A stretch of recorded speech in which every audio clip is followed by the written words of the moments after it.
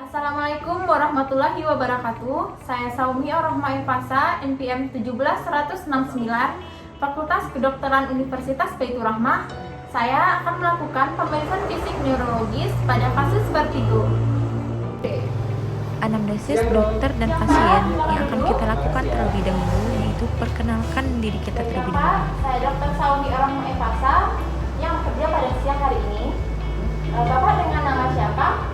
Selanjutnya kita tanyakan identitas, nama, umur, dan pekerjaannya. Umur berapa Pak Jordi? Umur sekarang 22 tahun kok.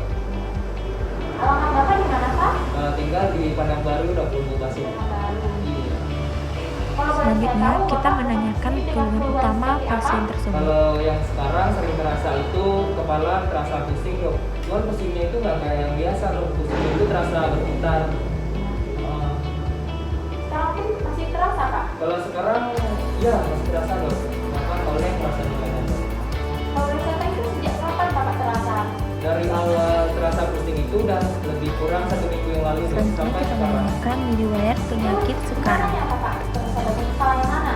Kalau bagiannya sih sebelah sini sering dok. Sakit gitu kan. Jadi pusing kalau kayak jalan itu kalau berputar jadi nggak seimbang. Jadi selain pusing, apa lagi yang Bapak rasakan? Ada juga mual sama muntah dok. Bahkan dalam satu hari itu kadang-kadang bisa 5 kali. Bapak, yang pertama berat itu saat lagi ngapain Bapak? Pusingnya? Biasanya kalau lagi ada beraktivitas dok. Apalagi kalau aktivitasnya udah mulai agak berat atau lagi kerja banyak pikir, itu tiba-tiba pusingnya muncul. Selanjutnya kita menanyakan riwayat penyakit dahulu pada pasien. Atau diabetes atau yang lainnya? Kalau riwayat penyakit lain sih nggak ada dok. Baru ini Juga menanyakan riwayat penyakit Apakah keluarga keluarga pada Bapak pasien juga tersebut. merasakan hal yang sama dengan Bapak? maksudnya keluarga lain juga merasakan gejala yang tadi dok. Iya. Oh, Dan ada, dok. jangan lupa kita menanyakan riwayat sosial, riwayat Kalau saya tahu ekonomi, itu kebiasaan pekerjaan Bapak. riwayat lainnya yang akan menyebabkan diagnosis Biasanya penyakit sih pasien. indoor di dalam ruangan dok, di depan komputer. Cuma kalau untuk olahraganya ini ada kalau pulang-pulang kerja olahraga.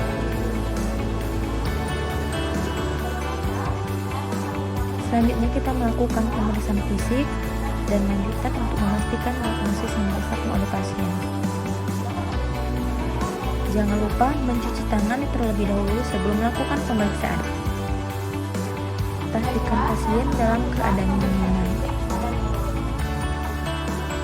Menilai rangsangan suara kita dengan menanyakan nama, lokasi, dan waktu pada pasien.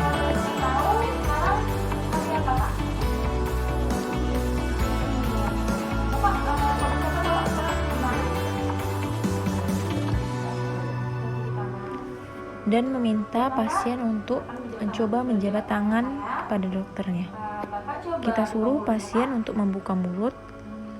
Kita periksa bagian mulut, lidah, serta refleks pada matanya. Kita sapa pasien. Jika tidak ada respon, kita beri rangsangan nyeri. Kita lihat apakah pasien menerima respon jika kita memberikan rangsangan. Jangan lupa sebelum melakukan pemeriksaan untuk meminta izin kepada pasien terlebih dahulu. Dan baru Bapak nanti ikuti apa yang saya perintahkan ya Pak. Bapak mohon maaf.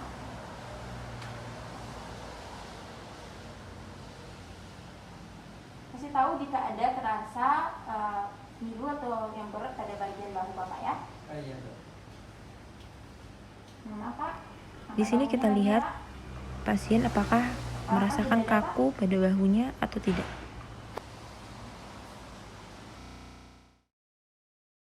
Baiklah Pak, saya akan melakukan pemeriksaan pada bagian kaki Bapak. Apakah Bapak bersedia? Saya akan mengangkat nanti Bapak keluar dari Kita dulu, Bapak. sikukan kaki pasien pada sendi panggul dan lutut. Selanjutnya kita melakukan pemeriksaan kernik. Kita fleksikan lalu kita ekstensikan. Terima kasih Pak. Yang pertama kita lakukan pemeriksaan nervus olfaktorius pasien dua jenis bau yang berbeda. Bapak Kita suruh pasien untuk menghidung. Apakah Bapak tahu ini apa? Bapak tahu apa itu? Yang Ini? sebelah kiri itu kopi. Yang ini? Kalau kopi yang kanan. Pemeriksaan nervus opticus atau sensorik khusus melihat. Pak, ini saya akan tunjuk pada huruf bagian mana, nanti Bapak kasih tahu sama saya. Menggunakan alat Snellen card, C. yang dimana pada jarak 6 atau 3 meter. P. F. Pemeriksaan konfrontasi, di mana pemeriksa disuruh duduk atau berdiri berhadapan dengan pemeriksa dengan jarak 1 meter. Melihat apakah Bapak bisa melihat jari-jari saya. Memeriksa mata kanan, maka mata kiri penderita harus ditutup, sedangkan mata pemeriksa harus ditutup pada mata kanannya. Begitupun sebaliknya. Pemeriksa juga membandingkan apakah dia melihat atau tidak. Lakukan gerakan dari arah luar ke dalam.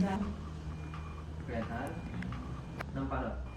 Nervus oculomotorius, trochlearis, dan abducens. Periksa gerakan bola mata, meminta pasien untuk menjaga agar kepalanya tidak bergerak, sementara matanya mengikuti gerakan jari tangan pemeriksa. Kita bisa tanyakan apakah pasien ada diplopia atau penglihatan yang ganda. Selanjutnya pemeriksaan nystagmus, gerakan bola mata yang involunter. Pasien disuruh melirik ke satu arah. Pada kasus vertigo, nystagmus vestibular, kerusakan labirin. Pemeriksaan nervus trigeminus. Gunakan kasa, jarum atau kapas. Nilai rasa raba, nyeri, dan suhu pada daerah yang diversarafi. 3 cabang nervus trigeminus dengan sentuhan yang ringan. Berikan refleks kornea menggunakan kapas dan dengan sentuhan yang ringan. Pada bagian motorik, kita suruh pasien untuk merapatkan giginya. Selanjutnya, kita suruh pasien menggerakkan rahangnya. Bapak, kalau boleh saya tahu, Bapak angkat dahinya, Pak. Kerutkan wajahnya, Pak. Baik, Pak. Bapak coba pejamkan matanya, Pak. Nervus auditorius menggunakan tes Rine, Weber, dan Swabatch. Tes Rine. Sebelum melakukan pemeriksaan, kita beritahukan dulu kepada pasien apa yang akan dirasakan oleh pasien tersebut. Ini akan saya ketukan, lalu saya letakkan di sini. Jika tidak bersuara, Bapak angkat tangan ya, Pak. Jika sudah tidak bersuara lagi, nanti Bapak angkat tangan. Habis itu saya lakukan pendengaran di sini. Nanti kalau misalnya sudah selesai, Bapak angkat tangan lagi.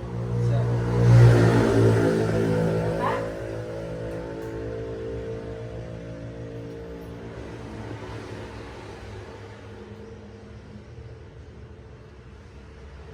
Apakah terdengar, Pak? Dengar dong.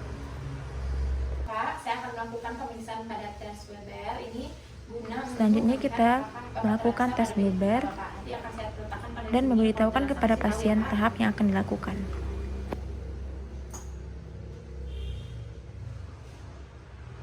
Aku terasa, Pak, bagian telinga Bapak? Dengar? Terdengar dong. Pemeriksaan saraf vestibularis tujuannya membangkitkan vertigo dan nystagmus pada penderita dengan gangguan vestibular, di mana pasien disuruh duduk di tempat tidur, kemudian direbahkan pada pasien kepalanya bergantung di pinggir dengan sudut 30 derajat di bawah garis horizontal. Tes untuk menilai keseimbangan, tes ronda. Pasien berdiri dengan kaki yang satu di depan kaki yang lain, lengan dilipat pada dada dan mata ditutup. Orang normal mampu berdiri dengan sikap selama 30 detik atau lebih. Selanjutnya tes melangkah di tempat atau stepping test. Pasien disuruh berjalan selama mata tertutup dengan 50 langkah. Pasien harus berusaha tetap di tempat dan tidak beranjak dari tempatnya. Abnormalnya, pasien beranjak lebih dari 1 meter atau badan berputar lebih dari 30 derajat. Ucapkan terima kasih kepada pasien, pastikan bahwa pasien nyaman, dan mintalah sejumlah pemeriksaan lanjutan. Rangkum semua hasil temuan yang kita lakukan kepada pasien. Sekian hasil pemeriksaan kasus vertigo yang saya lakukan. Jika saya ada salah, saya mohon maaf. Assalamualaikum warahmatullahi wabarakatuh.